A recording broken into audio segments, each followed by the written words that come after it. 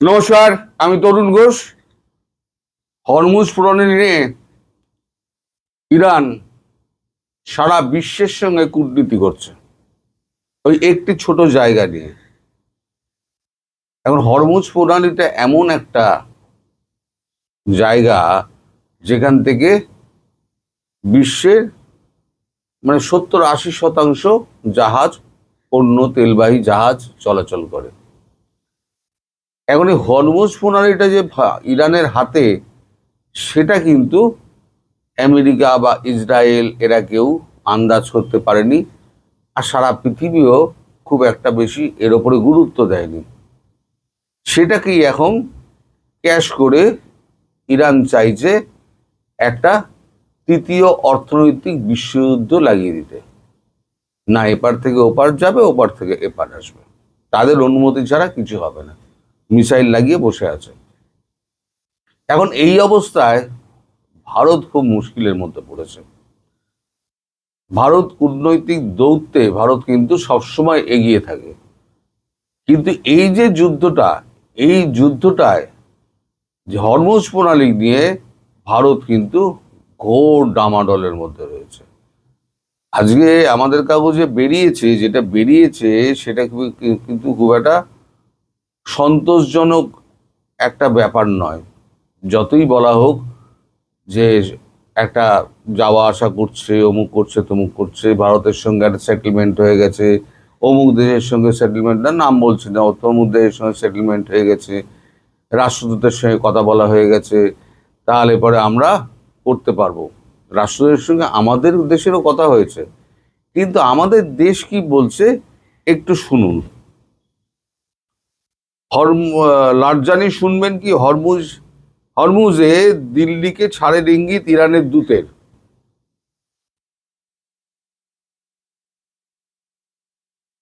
এটা হচ্ছে আমাদের পত্রিকায় যেটা বেরিয়েছে। এটা হচ্ছে সময়, এই সময় যেটা বেরিয়েছে সেটা বলছে, লারজানি শুনবেন কি, হরমুজে দিল্লিকে ছাড়ের ইঙ্গিত ইরানের দূতের, যেটা আমি দেখালাম। গত দুদিন ভারতের ওপর কূটনৈতিক চাপ বাড়ানোর পর ভারত তেল, গ্যাস এবং অন্যান্য পণ্য পরিবহনকারী ভারতের জাহাজগুলিকে হরমুজ প্রণালীতে নিরাপদে যেতে দেওয়ার প্রাথমিক বার্তা দিল ইরানের দূতাবাস। আজ রাতে নয়াদিল্লিতে নিযুক্ত ইরানের রাষ্ট্রদূত মোহাম্মদ ফাতাহি সাংবাদিকদের বলেন, ভারত আমাদের বন্ধু, আর 2-3 ঘন্টার মধ্যেই আমরা হরমুজ প্রণালী দিয়ে ভারতের জাহাজের নিরাপদে যাওয়ার ব্যবস্থা করব। এটা রাষ্ট্রদূত বলেছেন। কিন্তু রাষ্ট্রদূত তো বলার শেষ কথা নয়। ভারত আগে কথা বলতো কার সঙ্গে? ভারত আগে কথা বলতো খামেনির সঙ্গে। খামেনি ছিলেন সুপ্রিম লিডার। এরপর খামেনির ছেলে এলেন Mustafa Khamenei, Mustafa Ali Khamenei. তিনি আসার পর তারপরে তিনি একটা হুঁশিয়ারি দিলেন। তারপর ট্রাম্প বললেন আমি ওকেও মারব। তারপর শোনা যাচ্ছে তিনিও নাকি আহত হয়েছেন একটা মিসাইল বিস্ফোরণে, বোমা বিস্ফোরণে আহত হয়ে তিনিও গোপন স্থানে চলে গেছেন। যা বলছে কাগজ, যুদ্ধরত ইরান কি করবে সে ব্যাপারে শেষ কথা বলবেন সে দেশের সুপ্রিম ন্যাশনাল সিকিউরিটি কাউন্সিলের সেক্রেটারি আলী লারজানি। এই লারজানি যার কথা বলছেন যে লারজানি শুনবেন কি, এখন প্রধান ধর্মীয় নেতা মুস্তাফা খমেনি তার বাবার মৃত্যুর পর তার পদে বসেও আক্রান্ত হয়েছেন বলে খবর। ফলে লারজানি কোন পথে চলবেন তা আঁচ করা কঠিন হচ্ছিল দিল্লির পক্ষে। কিন্তু রাতের সংবাদ সংস্থা রয়টার্স জানিয়েছে, ভারতের পতাকাবাহী 2টি এলপিজি বহনকারী জাহাজকে হরমুজ প্রণালী দিয়ে যাওয়ার অনুমতি দিয়েছে ইরান। সূত্রকে উদ্ধৃত করে সংবাদ শিরোনাম সংস্থাটি জানিয়েছে, শিবালিক নামক জাহাজটি ইতিমধ্যে ভারতীয় নৌসেনার প্রহরায় হরমুজ প্রণালী পার হয়েছে। নন্দা দেবী নামক জাহাজটি কয়েক ঘন্টার মধ্যে ওই প্রণালী পার হওয়ার কথা। তবে এখনো মোদী সরকার এ নিয়ে মুখ খোলেনি এই কারণ মোদী সরকার এখন এটা নিয়ে ঘোর বিপদের মধ্যে রয়েছে। এখন কথাটা কার সঙ্গে বলবে? লারজানিকে পাওয়া যাচ্ছে না, তিনিও গোপন আস্তানায় চলে গেছেন। আর এই আরাগাছি বা আপনি যদি প্রেসিডেন্ট এর কথা বলেন, ইরানের, তাদের তাদের কথার মূল্য কতটুকু আছে, এখন পুরোটা চালাচ্ছে হচ্ছে আইআরজিসি। পুরোটা আইআরজিসি যা করবে সেটাই শেষ কথা। বিচ্ছিন্নভাবে তারা এদিক ওদিক দিয়ে সংঘর্ষটা চালিয়ে যাচ্ছে, তাদের মধ্যে একটা জোড়াতালির সম্পর্ক রেখে দিয়ে। এখন যে যার মতো কাজ করছে, কথাটা বলবে কার সঙ্গে। এখন এইখানে ইরান একটা কূটনৈতিক চাপ দিচ্ছে। কূটনৈতিক চাপটা কি? কূটনৈতিক চাপটা দিচ্ছে, আমি শুধু মেন মেন অংশগুলো পড়ছি। আজ ইরানের বিদেশমন্ত্রী সৈয়দ আব্বাস আরাগাচির সঙ্গে বিদেশমন্ত্রী এস জয়শঙ্করের ফোনে কথা বলেন। পরিস্থিতি নিয়ে কথা বলার পাশাপাশি আসন্ন ব্রিক্স সম্মেলনে ভারত আয়োজিত রাষ্ট্র এবং এবার যাতে আমেরিকা ও ইসরায়েলকে আগ্রাসনের জন্য নিন্দা করা হয় সেই মর্মে জয়শঙ্করকে চাপ দিয়েছেন আরাগাচি, এমনটাই সূত্রের খবর। ইরানের বিদেশমন্ত্রীকে টেলিগ্রাফ চ্যানেলে পোস্ট করে বিবৃতি আরাগাচির উদ্ধৃতি, তিনি ইরানের বিরুদ্ধে সামরিক আগ্রাসনের নিন্দা করার জন্য আন্তর্জাতিক এবং আঞ্চলিক মঞ্চ এবং সংস্থাগুলির প্রয়োজনীয়তার উপরে জোর দিয়েছেন। অর্থাৎ এই যে আসন্ন ব্রিক্স সম্মেলন, এই ব্রিক্স সম্মেলনে ভারতকে ইরানের পক্ষে মত দিতে হবে। কিন্তু সেখানে বিপদ, কারণ 2024 সালে যে ঘটনা হামাস ঘটিয়েছিল,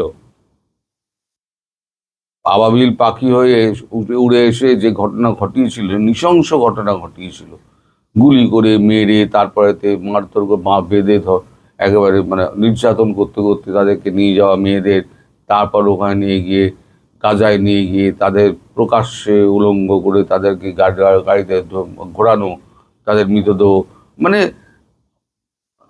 নারী অসম্মানের ক্ষেত্রে যত রকমের অসম্মান করা যায় এবং সন্ত্রাসবাদের চূড়ান্ত নিদর্শন যতটা দেখানো যায় ততটাই সেই হামাস সেই সময়তে প্রদর্শন করেছিল। সেই সময় কিন্তু ভারতবর্ষ কিন্তু মানে হামাস এবং হামাসের সমর্থনকারী ইরান, এই দুজনের কঠোর সমালোচনা করেছিলেন। প্রধানমন্ত্রী নিজে দাঁড়িয়ে কঠোর সমালোচনা করেছিলেন। এখন প্রশ্ন হচ্ছে, এখন এই অর্থে এখন আমরা যদি ব্রিক্স সম্মেলনে আমরা যদি ইরানকে সমর্থন করি, তাহলে পরোক্ষে কী হবে, আমাদের যে নীতি আছে সন্ত্রাসবাদের বিরুদ্ধে লড়ার নীতি, সেই সন্ত্রাসবাদের লড়ার নীতি যেটা আছে সেটা বিপক্ষে আমরা দাঁড়িয়ে যাব। ফলে ইরানকে সরাসরি সমর্থন করা ভারতের পক্ষে মুশকিল। আর এখানেই আরাগাচি চেপে ধরেছে ভারতকে, যে আপনাকে ব্রিক্স সম্মেলনে ভারতকে ইরানের পাশে প্রকাশ্যে সমর্থন জানাতে হবে। সেটা ভারত করতে রাজি নয়। এখন এই যে দুটো জাহাজকে পার হতে দিয়েছে, বাকি আরো জাহাজ যেগুলো আছে সেগুলো আপনাদের আমি বলি, একটা জায়গায় সেখানে লেখা আছে,